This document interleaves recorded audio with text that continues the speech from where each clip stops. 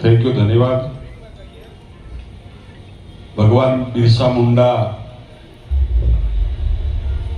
अपना सौना हृदय सम्राट, क्रांतिकारी, आदिवासी समाजनी अंदर આપણને બધાને ગૌરવ જેમને અપાવ્યું છે એવા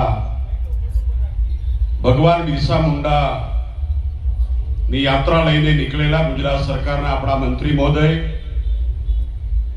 આપણા સમાજના, આપણા કુળના, આપણું ગૌરવ છે એવા સાબરકાંઠા જિલ્લાના વતની, સમાજ માટે ડીએસપી ની નોકરી છોડીને એ પોસીના હોય, ખેડબ્રહ્મા હોય, અરવલ્લી જિલ્લો હોય, સમાજની સેવા ના ભાવ સાથે જોડાયેલા અને રાજ્ય સરકારના આદિજાતિ મંત્રી મહોદય, દર મહિને આપણને જે અનાજ મળી રહ્યું છે, પ્રધાનમંત્રી ગરીબ અન્ન કલ્યાણ યોજના હેઠળ પૂરા ગુજરાતની અંદર અનાજ આપણને મળે એવા માન્ય મંત્રી મહોદય પીસી બરંડા સાહેબ,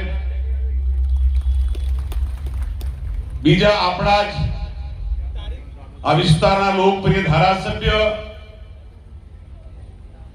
આજકાલ મુખ્યમંત્રી સાહેબની જોડે રમેશભાઈનો ફોટો મેં જોયો 2-4 વાર, આ તો હળવારો મેળ પડી ગયો, હેલિકોપ્ટર ને મેં તો હારું હેલિકોપ્ટર પાછા ફરે એ તો, એટલે હવે પહેલે જેવું માનતા ને, હવે પાછો પ્રોગ્રામ મોટો છે, હેલિકોપ્ટરમાં જ ફરે એટલે તમારે લાવવું તો પડે જ વહેલું મોડું પાછું। એવા રમેશભાઈ કટારા સાહેબ, આ બંને આપણા મંત્રીશ્રીઓ આપણું ગૌરવ છે। ખૂબ મોટું કૃષિ પેકેજ અત્યારે આપ્યું છે, 10,000 કરોડનું કૃષિ પેકેજ ગુજરાતમાં પહેલી વાર ગુજરાતના ખેડૂતોને આપનાર આપણા મુખ્યમંત્રી શ્રી ભૂપેન્દ્રભાઈ પટેલ સાહેબ અને રમેશભાઈ કટારા સાહેબ ને જીતુ વાઘાણીના સાહેબ આપના આભારી છે। આ સમારોહમાં જિલ્લા પંચાયતના પ્રમુખ શ્રી પર્વતભાઈ ડામોરજી, મને શૈલેષભાઈ ભાભોર, લીમખેડા, તીર કામઠાની સેના કરી આદિવાસી ખેડૂતોના અન્યાય સામે લડતની શરૂઆત, આ દેશને આઝાદી અપાવવા માટે શરૂઆત કરનારા 25 વર્ષની વયે અંગ્રેજોએ જેલમાં નાખ્યા અને જેલમાં એમનું મૃત્યુ પામ્યા હતા। એવા તમારું અમારું આપણું દેશની અંદર એમનું સપનું હતું કે જળ, જમીન, જંગલ એના અધિકારો અપાવવાનું સપનું હતું। એ સપનું માન્ય પ્રધાનમંત્રી મોદી સાહેબે ભારતીય જનતા પાર્ટીની સરકારે પૂરું કર્યું છે। મને આજે કહેતા ગૌરવ છે કે આપણી જોડે માનગઢ ધામ, ગોવિંદ ગુરુ એમને પણ ભક્તિનો સંદેશો આપ્યો, ભણતરનો સંદેશો આપણને આપ્યો, વ્યસનોમાંથી દૂર કર્યા। ભગવાન બિરસા મુંડાની સાથે આજે ગોવિંદ ગુરુના ચરણોમાં પણ નમન વંદન કરે છે। કોઈ સરકારો આપણને યાદ કર્યા નહોતા, 2022 માં આયા હતા, પછી હવે પાછા થોડા ચારે બાજુ દોડાદોડી કરે, એ માત્ર રાજનીતિ કરવા વાળા છે, આપણે ઓળખી લેવાની જરૂર છે।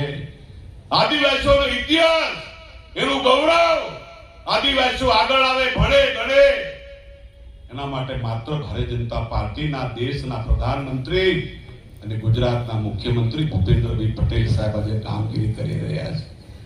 આ માનગઢની ધરતી પર કોઈ પ્રધાનમંત્રી આયા નથી, આટલા વર્ષો બધા વડાપ્રધાન રાજ કરતા હતા, પહેલી વાર આપણા હમદર્દ, જનજાતિઓની આન બાન શાન, આદિવાસી આગળ આવે, પ્રગતિ કરે એવા હમદર્દ આપણા ભારતના પ્રધાનમંત્રી માનનીય મોદી સાહેબના શાસન પછી ગુજરાતનો વિકાસ, ગુજરાતની પ્રગતિએ શાળા પ્રવેશ મહોત્સવ ડાળિયામાં ઝાડ નીચે એ વખતની સરકારો ભણાવતી હતી। આજે મને કહેતા ગૌરવ કે ફતેપુરા અને સંજેલી તાલુકો શિક્ષણને આગે કૂચ કરીને આપણા દીકરા દીકરી આજે ભણી રહ્યા। ભાજપની સરકારમાં આઈપીએસ થયા, આઈએએસ થયા, બહેનોને નોકરી મળે, રોજગારી આપવાનું કામ ભારતીય ભારતીય જનતા પાર્ટીની સરકાર મારા ભાઈઓ બહેનો કરી રહી. જળ જંગલ જમીન જળ આપણને ક્યારે મળ્યું?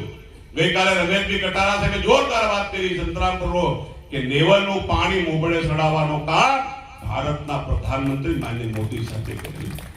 ઘણા ડેમમાં કેટલા આપણા લોકો ડૂબી ગયા, મકાનો છે પંચમહાલની અંદર બધા વિસ્થાપિત થયા. પહેલી વાર કડાણાનું પાણી તમારા સુખસરમાં થઈને છે દાહોદ વિસ્તારમાં જઈ રહ્યું છે. આગામી સમયની અંદર મોદી સાહેબ નર્મદાનું પાણી આપણા વિસ્તારની અંદર સિંચાઈ માટે આપવા માટે ભારતના પ્રધાનમંત્રી ગુજરાતના મુખ્યમંત્રી પ્રયાસ કરી રહ્યા છે. કેમ આપણે સ્થળાંતર થવું પડે? કેમ આપણા લોકો અફળ રહ્યા? રોડ નહીં, પાણી નહીં, વીજળી નહીં, પંચાયત ઘર નહીં. જે તે વખતની સરકારોના કારણે પછાત પાછળ વંચિત આપણે રહ્યા હતા. એ ભૂતકાળની સરકારોના કારણે આ થયું. 95 પછી આપણો વિકાસ, આપણી પ્રગતિ, આપણા દીકરા દીકરી, ખેતી, પશુપાલન દરેક ક્ષેત્રે આપણો વિકાસ થયો છે. આજે લાંબી વાત કરવી નથી. માને ઝાલોદની અંદર પણ બધા મિત્રો રાહ જોઈ રહ્યા છે. મને કહેતા આજે ગૌરવ કે 1 મહિનો ને 7 દિવસ આજે સુખસર તાલુકો બને થયા. પણ 7 વાર તો હું આવી ગયો છું. વિચાર કરો, બધી મીટિંગોમાં બીજા લોકો એક સંસદ સભ્ય દેખાતા નથી.